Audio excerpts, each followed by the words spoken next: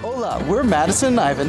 Y bienvenidos to the Pan de Muerto y Chocolate, Bread of the Dead and Chocolate Festival here in Mexico City. So we're standing in line to enter now. We have tickets, but even still, there's very long. Very Everybody long. wants to get some Bread of the Dead. Move, we move. Oh. Let's not hold up the line.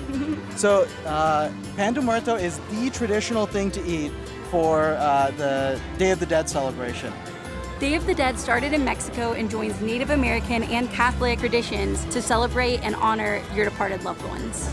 Pan de Muerto is the perfect example of how the Native American and Spanish traditions have come together. Legend is that Pan de Muerto traces its roots back to the 1500s when the Aztecs would create a bread using the blood of a human sacrifice. Now when the Spanish came, they incorporated a lot of Aztec traditions into their own Catholic traditions, and Pan de Muerto is one of them. They took out the human blood and instead made a more typical bread sprinkled with some red sugar on top to represent sacrifice.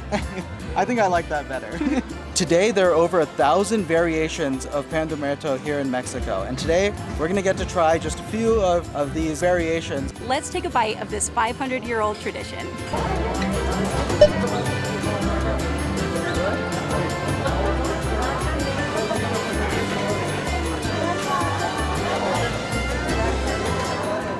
We are starting with the most traditional variation of Pan de Muerto in Mexico City. It is flavored with orange blossom and sprinkled in a dusting of sugar. The dough is designed to look like bones on top of these sweet rolls.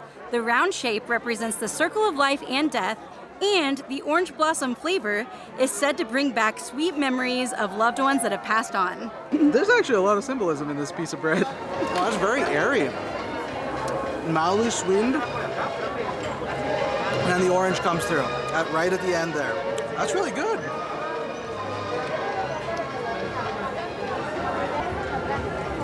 Very fluffy. Is my beard a mess? I feel like my beard's a mess. Oh, it smells outstanding. Wow. If you've had a traditional king cake from New Orleans, it kind of is throwing out king cake vibes to me. That orange flavor though is just so nice, so subtle, but it really, it's supposed to bring back sweet memories with your loved ones, and it really does have this amazing sweet quality that just makes you feel happy and uplifted. I really like this.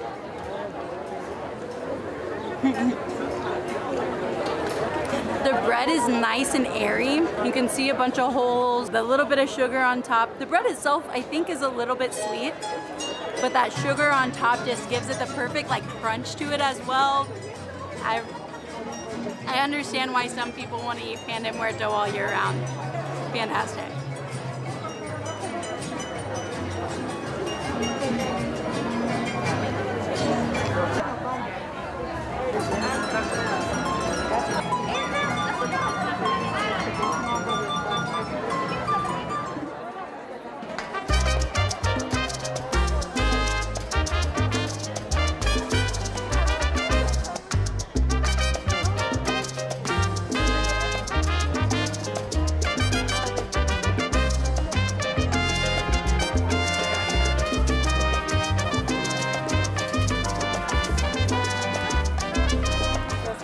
Now we have a savory Pan de Muerto. This one is mole con pollo, which is actually to go with the chocolate festival, mole is a savory chocolate sauce with pollo, which is chicken. It has some sesame seeds on the top. It still has our bone shape.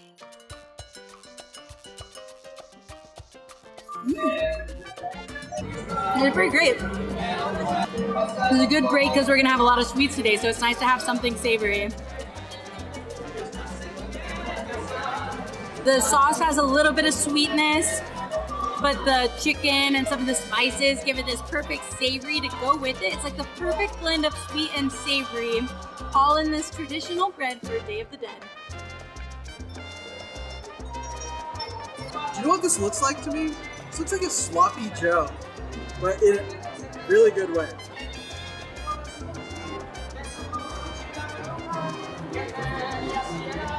It tastes like one too. That's really good though. And the bread is so soft, it just collapses in your mouth. The seeds, little burst. It's a little sweeter of a paste, and that's from the chocolate and the mole. But it's still a savory dish, for sure. But it finishes with a little sweetness that is really good.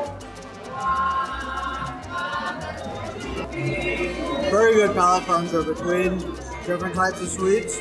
Excellent. I recently learned that I actually love mole. That's not like a predisposition like many do, like a prejudgment where it's like chocolate and a savory food. I don't know. Trust me, it works.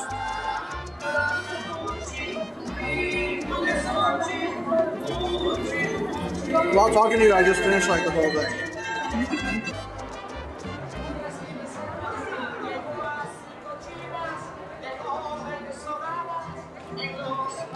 I think you're looking good.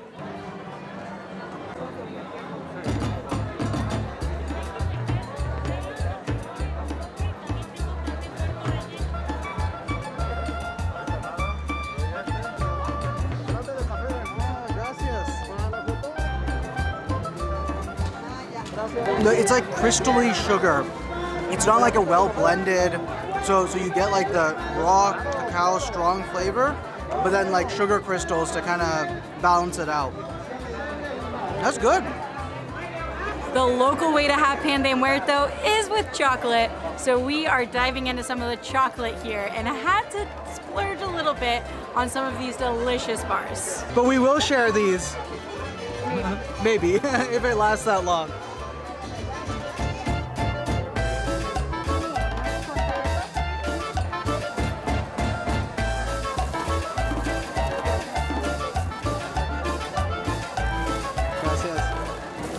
Have a pan de muerto filled with cajeta. It is our latest obsession. It is caramel made with goat's milk. So it has the same great flavor of caramel, but this like, I want to describe it in an appetizing way because it's so good, but it has like a pungentness of like a cheese that is like slightly aged, but I'm not doing it justice because it is absolutely delicious. It is in a lot of dishes here, so very regional, great flavor. We're gonna see if we can sneak some cajeta back home with us as well. But this one is stuffed with the inside, so I'm gonna have to crack open.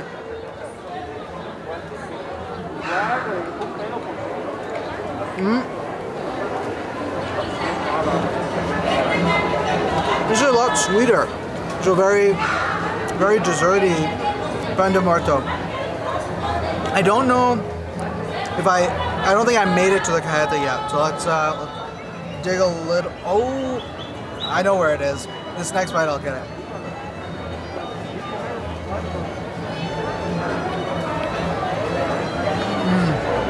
It's not in here. It's actually underneath the crust right there. So where it rose, those pockets, that's where the cajeta is. So good. And, which makes sense because cajeta is very strong. It's got a lot of sweetness packed in there. So you can't fill this like you would like a jelly donut or something because that would be totally overpowering. Great balance, great flavor. But even the bread on this pan de muerto is a sweeter, a lot more sugar added in it. Very good. And we're ending with this, a perfect dessert.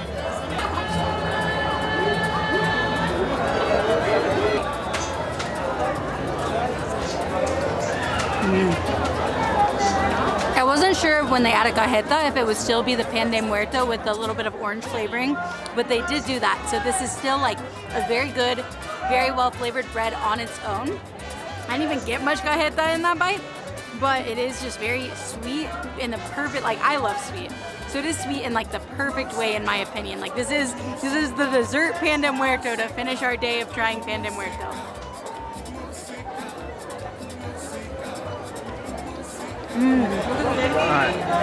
This beautiful creamy caramel. It's so good. 94% of Mexicans living in Mexico eat pan de muerto to celebrate Dia de Muertos. and I can see why. This is delicious. This is very, very tasty. In Mexico, people eat an estimated 30 million pieces of pan de muerto in the 4 days between October 30th and November 2nd. And today's the 29th. We're not even a part of that right now.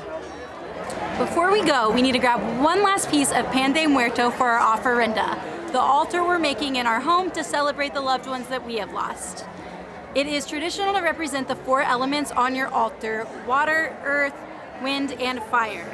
Pan de muerto is traditionally used on the altar to represent earth. So let's go grab one more.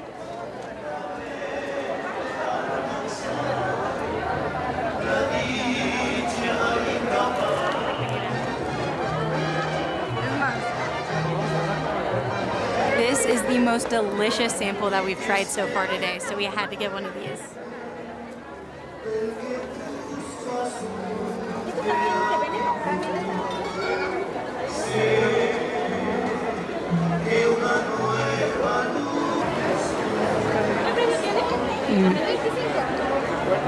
Really good. And just like we talked about, this one has the red sugar that the Spanish used to represent the sacrifice on the altar.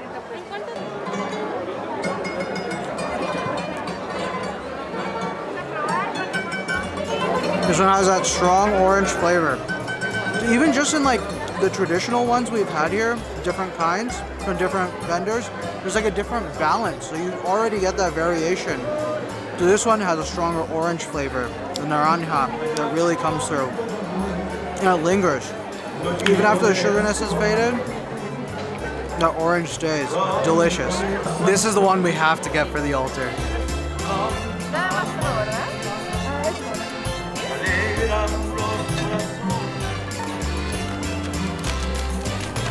Today has been incredible. I can't believe that before this trip, I didn't even realize there was a traditional food for Dia de Muertos.